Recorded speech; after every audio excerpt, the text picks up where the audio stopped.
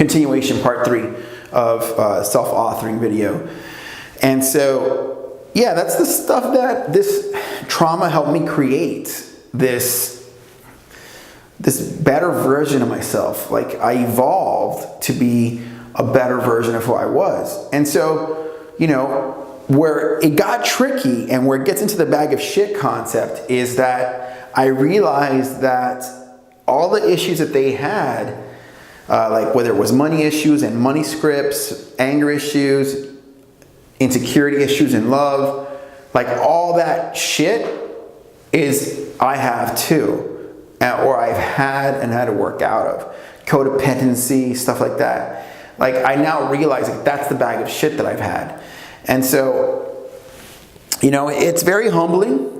It's very humbling to go from somebody who gave the facade of, you know, everything's perfect and, you know, picture of strength, picture of, you know, vitality. And, you know, to be fair to myself, because I worked my ass off to get those things, I am those things.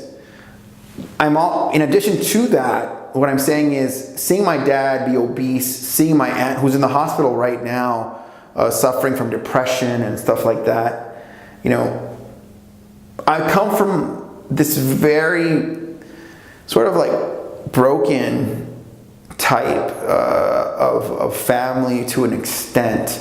We love each other very much, but there's a level of defeat that diet has done to him, and I've been ashamed. I've been ashamed and I've been embarrassed because that's not what I've wanted for me, and I know you watching don't want it for you. What does this have to do with? What does it have to do with past authoring? It's, as you can see, these emotions that I have that I'm sharing with you right now are clearly not fake. You know, you're probably witnessing someone just be so real with you right now, right? So it's clearly not a game. I'm clearly not lying. But we live in a world where we like to cover up our bag of shit, thinking if we just ignore it, if we just ignore these scripts or this past or this stuff that's sort of haunting us, it doesn't matter. We can be whoever we want. But what I found is that it does come back to haunt you, because you could go out and get a relationship and you're just coasting along, and then the insecurities come up. And you might try to control the relationship, or you might be jealous, or they might be jealous about you, and then you might defend yourself. Oh, why are you being jealous? And then there might be money issues. And so until you're able to face like your issues, you're probably not going to be free of them. And so past authoring is a good way for you to be aware of your issues, vocalize them, verbalize them, and move them from that lower emotional trap cortex to the higher cortex, to an intellectual level. We're able to, you know, just punch it and sort of move along and just maneuver through the muck and use the wound versus the wound and the script sort of always managing you and your behavior and outcomes and your future. So that is the power in a nutshell of past authoring. Now, you might be saying to yourself, oh my God, Jacob, you know, why are you still going? This is a long video. Well, my friend, this took me 20 hours to excavate. So 30 hours of excavation, you know, you gotta be okay with me taking, you know, an hour or so to construct and give you my feedback and what came out of it.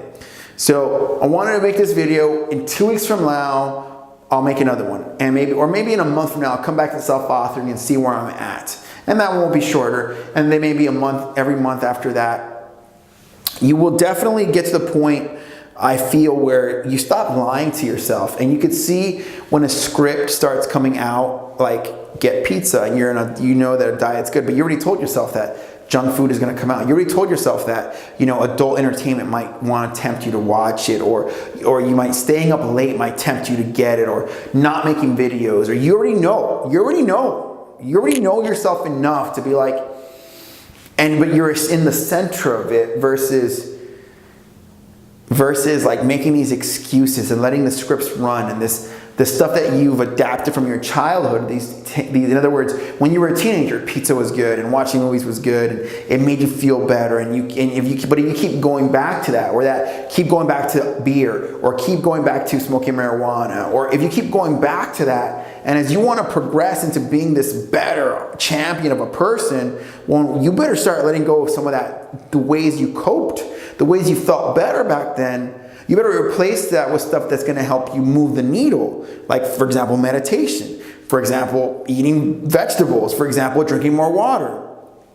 For example, working out. So you're doing the stuff that lets you feel good without like costing you and bringing you down. And there's these scripts here that do that, and there's these scripts over here that do that. You got to feed this guy, because these scripts here that make you propel and move the needle, that's what's going to keep you like healthy longer and thriving, and away from these scripts that are like this downward pull, this negativity, this whirlpool, this vortex of evil, to be blunt. Okay, so that's a little bit of that. All right. So I want to give you this right here. Keep in mind that it's very common for people that in the past, keep in mind that there was a time in just overall living where we did want to suppress things, and that's how I was brought up, like just to suppress it, put it under the rug, come back to it later. That's how it used to be. We are moving towards a time where we're becoming more conscious of the bag of shit. Jungian psychology is in full force right now, and this self-authoring program is evidence of that. Okay, so we're living in different times. In the past, like where I was a teenager, pushing things under the rug was fine. As we come to adults and in the new world, we're no longer pushing things under the rug. We got to be more fluid with our traumas and our bag of shit and our past, and we got to be more masters of our fate and just move away from the stuff that keeps us down and in the same repetitive cycles. Okay, that's the past. Now we improve. Now we build better scripts. Feed the beast, starve the doubt. Okay. All right. So who should go ahead and get the self-authoring program? Well, here's some good questions. I have some good questions for you. What patterns, bad habits, or self-sabotages do I repeat? What patterns, bad habits, or self-sabotages do I repeat? Self-explanatory, right? In other words, examine yourself. Okay, what's an idea of a pattern? In other words, a perfect pattern that I was repeating. I got into relationship. I'd go in it for a while, and then maybe I kind of was already looking for the way out, long term, or expecting the way out. Like my pattern was that. And then it would end, and then it'd be like a self-fulfilling prophecy. So there was a level of self-fulfilling prophecy to the way my relationships would end, because it came from my parents. Theirs ended, so I thought, oh, it's always going to end. And I brought that pessimism into that relationship, okay? That was one of my patterns. What are your patterns? With relationships, with food, with whatever. Bad habits. Are you watching too much Netflix? Do you binge too often? Are you not showering enough? Do you not eat enough good food? Do you watch pornography? Do you go to strip clubs? Do you have promiscuous sex? Do you have unprotected sex? In other words, do you like to be used sexually? In other words, these are some deep questions, but in other words, can you be honest with yourself, okay? Self-sabotage. That's a self-explanatory. For example, I used to train somebody. She said, Jacob, I've lost 20 pounds. My friends lost 40, so I'm going to stop working out. That is classic self-sabotage. There's a pattern there. Okay, am I stuck making the same amount of money, dating the same type of people, and ending relationships the same way? Am I stuck making the same amount of money, dating the same type of people, and ending relationships the same way? In other words, not only romantic relationships, do your relationships typically end with you saying, you know what, fuck off, I don't want to be your friend no more. It's like, Was that necessary? Are you trying to protect your ego? Are you trying to control? Are you trying to play a power game? Are you trying to be right? In other words, is that what you're about? Okay. In other words, are you stuck making the same amount of money? In other words, have you stayed in the same job? Do you hate your job? Do you not want to quit? Do you hate and not want to quit? Are you spinning your wheels, wanting better, but not knowing how to get there? Not knowing why you can't get better, okay? All right, dating the same type of people. That's self-explanatory. In other words, do you date people that are toxic, abusive, people that do drugs, and do you feel like that's your only standard? That's an example, okay? People that cheat on you. What are my triggers? Do I lose my temper for odd reasons, or am I sensitive? And am I sensitive? What are your triggers? Okay? Do I lose temper for odd reasons? Am I sensitive? One of my mentors put it like this. If 3 people he says, the first time, Neil Strauss said this, if you hear something, a criticism, catch it in your judgment, and put it away.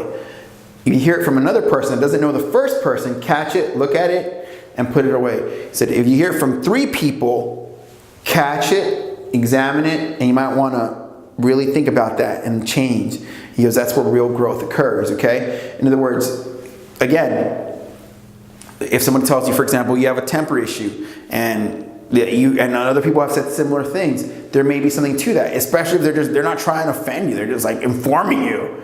Like, this is a black coat, and I'm like, no, it's white. And another person, that's a black coat. Okay, it's white. And another person, that's a black coat. And I'm like, come on. At some point, you have to understand, not everybody could be lying to you. Okay. Do I have addictions? Do I need to control others to feel loved? Okay. Do you have addictions? Do you need to control others to feel loved?